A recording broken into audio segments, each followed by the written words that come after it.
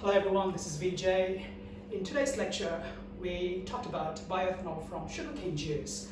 And in tomorrow's lecture, we will be looking at bioethanol from other parts of the sugarcane plant. It could be the leaves, it could be the leftover material after you press the cane, or it could be woody material that constitutes the trees.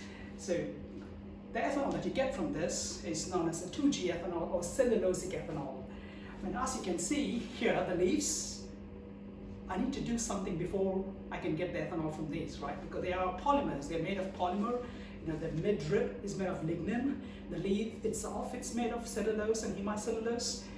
So I need to loosen the structure a bit so that my enzymes that I add, such as cellulases and hemicellulases, they can work on the polymer and then release the sugars.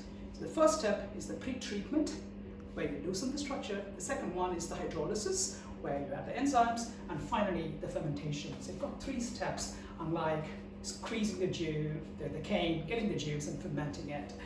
But there are challenges because of the 3 steps. You've got to put a lot of energy to get the sugars out. So that's the key thing. And I'll mention several other challenges in the lecture tomorrow. And finally, I will also be talking about who the big players are in this industry. Unlike the first generation ethanol, the second generation ethanol, there are not many industries currently operating in the world.